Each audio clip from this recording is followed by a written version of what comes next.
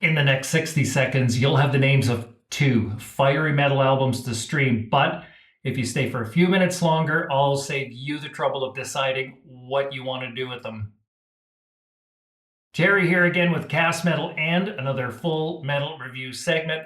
If you like the stuff that is listed here to the left of me, FMR is for you because I review and break down the newest extreme releases of the week from my own charts and get them to you here every single day. And if you stay to the end, I'll give you a third extreme metal album from my own secret collection just to say thanks. So, a recap. Episode 38 yesterday during Super Bowl Sunday, I had the privilege of previewing an album only slated for release in 6 weeks from now called The Cryptic Homicides from Infection, a death metal band out of Peru, South America. I cannot wait for the release version on Apple Music to collect and enjoy. Check out the last episode for the full breakdown, and March 24th, be ready for this new release. Okay, so first of two, A Knife in the Dark and Heaven's Die team up with a fresh EP called Split. And secondly, Spiritual Deception's new album, Semite Mentis, are up for fresh review. So let's start the first FMR.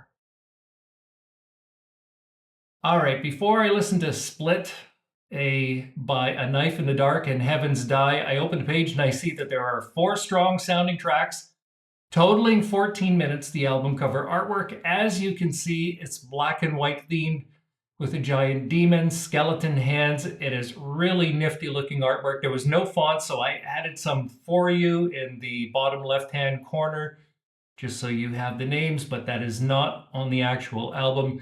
This is the type of artwork that I absolutely love. It's very dark and deep, and this is what sells me on bands just like this. Okay, so to the artist who made the album, an absolute kudos to you. Awesome work. Okay, so my first impression between the album artwork and the song titles, it had me visualizing something pretty heavy, of course, with the demons and the skeleton hands and all of that stuff. And although categorized as metal in Apple Music, knowing that they don't use the categories we use, I predict the genre to be death metal beforehand, but I'll have revealed what I thought their actual genre is after I've listened to the album at the end of the show, then compare it to their actual bio, and we'll see if I hit the nail on the head with that one. Track 1, it opens thumping, heavy, deep, and crazy brutal. And it is not death metal. Already, my theory is bunk. Okay, I'll just say that right out front. The guitars, bass, drums, and monstrous fry vocals are crushing. The first 2 tracks are, in fact, by the first band called A Knife in the Dark. This is a shared EP. I'm just realizing it now. The first 2 is by one band, the next 2 is by another, just to get the record straight. Track 2 is insanely explosive, energetic, and thunderous. Right now, I'm white-knuckled. This is the type of music I like when I'm driving. Track 3, it grinds deep and heavy. It's big, crunchy instruments and massive bleeding fry vocals. Finally, next is track 4. Again, it's massive, bursting with brutal, stabbing rhythm and bass guitar. It is ultra intense, and I absolutely love this album at this particular point. Both bands sound very similar. Both the tracks are exceptional from each band, so all 4 songs are really good. Recording and sound quality was crisp, clear, and professional. Production musicality was, in my opinion, raw, but you can tell, I'm thinking that you can tell that they had some help with this. This is a really good work of art here, all 4 tracks. The energy and intensity was very high. Rhythm and tempo was immense, rangy. The lyrical theme here is anger and unfeeling to me. Becoming a mainstream act here is, I doubt it's a possibility, so fear not, all of you metal warriors out there. I think they're going to belong to us for a long time. Range and flow and layout of the album is consistent. Tracks are arranged Although only 4, they're arranged with care. They remind me of bands like Throne and Fox Lake with intense anger and energy. Chat GPT, I couldn't get any info on either of these bands through our artificial intelligence. So I describe both bands' vocals as absolutely beastly, quite similar, while the guitars I can only describe as crushing, edgy, with solid rhythm and solos. The bass section was big, thunderous, and thick. Finally, the drums and percussion performance was excellent sound, top to bottom, full tight with lots of snap. No samples added in there whatsoever. It is just raw vocals with instruments, and that is it for this metal album. The general feeling I had during this session, it was a white knuckle ride. It led me to give this album a very dark tonality shade in the overall color. I would describe as red hot for sure. Lastly, I rated the temperature of this album as ultra hot, seismic reading of 8.3 on the Richter scale, and I'm going to enjoy this while the wife is out shopping for sure. I think I'm going to crank it up nice and loud. Summary, my predictions from earlier were absolute bunk. I said death metal. I would reveal myself that the actual genre description is more deathcore or grindcore. It had that really raw grindcore type sound added in there as well. The official bio, although was unclear, it said metallic hardcore, metalcore, and deathcore, which means I was kind of on with my actual genre description a moment ago. My favorite tracks, there's no losers here. Everything was super tight. And of course, it just slipped into my library about 10 minutes before this review. So that's review number 1. And next, before I listen to this second album, Semite Mentis by Spiritual Deception, I open the page and I see there are 10 monstrous sounding tracks. It's totaling 43 really healthy minutes here. That's a lot of work. The album cover artwork, as you can see, is a multicolored kaleidoscope, which I absolutely love. Like, look at this custom artwork here. The artist, whoever you are, be proud. This is tremendous, tremendous work here. It seems to be a deity rising from the deepest, darkest black clouds and into the astral heavens, and it's really, really gorgeous. Great work. Thank you so much.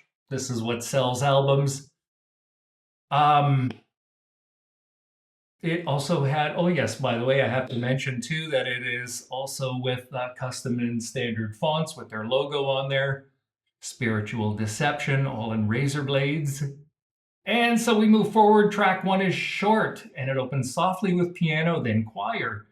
Halfway through, it explodes hard with pure mayhem, massive rhythm and harmony, and I know it's going to be ultra heavy. The reptilian vocal work is an absolute standout here. He's a beast. And that track, number 1, is only about 2 minutes long. Track 2 is earth-shaking with huge drum speed, crushing rhythms, a layer of eerie piano and scorching lead guitar work, and huge, deep, guttural vocals right through. Track 3 has a symphonic layer underneath some of the most impressively hardcore metal I personally have ever heard. They managed to deliver the biggest razor-sharp rhythm work with technical death metal sound all the way through this entire album. Next, track 4, it's another thrill ride with massive speed and power, top to bottom. The rhythm guitar, where did they get this guy? The rhythm guitar he sounds like a bulldozer every single time. And that bass player, the massive, massive bass guitar throughout this entire album as well. That's not taking away from anyone else. Everyone else did amazing work. It's just wow. Okay. Track 5, it's pure energy, rangy harmonies, ultra crushing rhythm guitar, and lightning drum speed. It's technical symphony and melody done impossibly. That's all that I can say. Track 6, it's a beautiful ensemble of strings and is a nice breather in between. It's about 2 minutes long. Gives you a little breath of fresh air in there.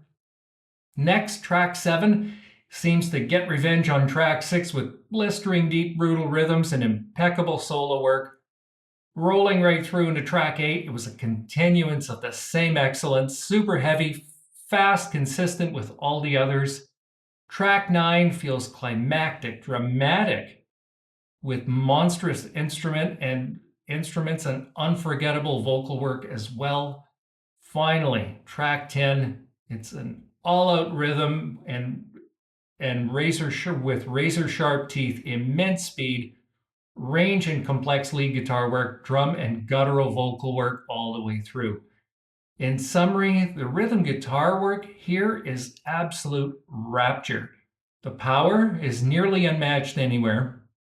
Recording and sound quality moving forward, crisp, full, but really pushing the technology for loudness there. I hinted a little wee bit of crackling in the recording performance. So moving ahead, production and musicality was, to me, it was refined.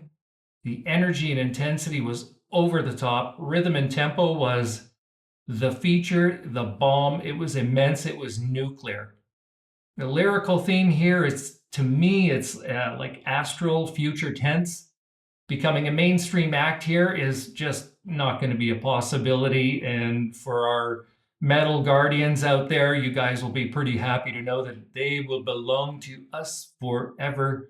Range, flow, and layout of the album is consistently progressive, and the tracks are arranged with absolute meticulous care.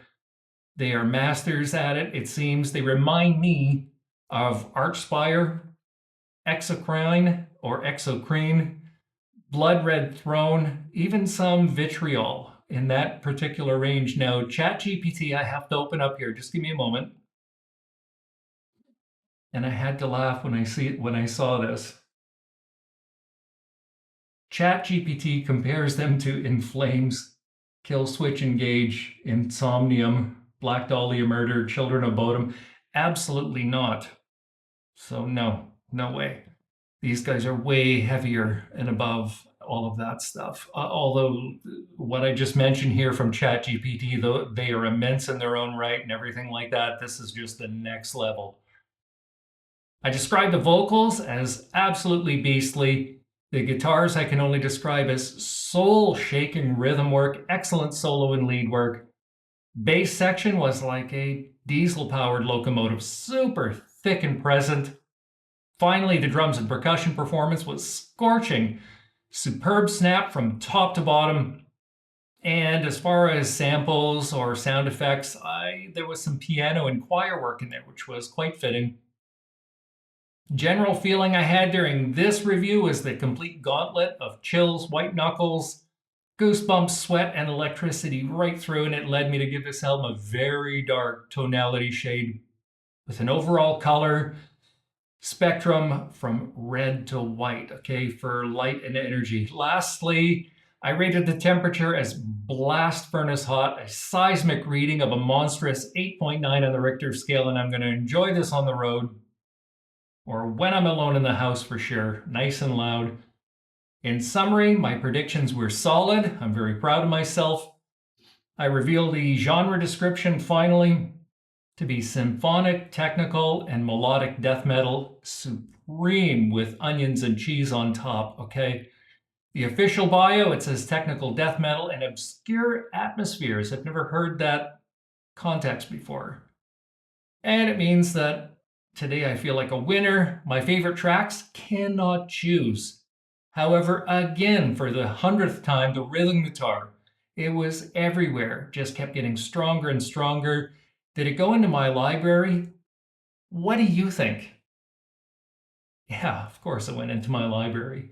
It was an absolute pleasure to review this album for sure. And that kind of brings us to the end. And I'm going to dig into my treasure chest and recommend Ectomorph, Vivid Black. Okay, the band Ectomorph, Vivid Black. I reviewed that last month, I think about a month ago. And I'm going to send that one out just for you guys, just to say thanks for hanging out with me today. I think you'll enjoy that album. And that's it for today, friends. Remember to support your favorite metal artists, stream them, engage them on social, buy the merch, see them live. And join me again soon for another episode of FMR. And finally, hit that subscribe button because metal music matters. Then set up your notifications so you can get new album recommendations here first. Cheers and have a good night. We'll see you tomorrow.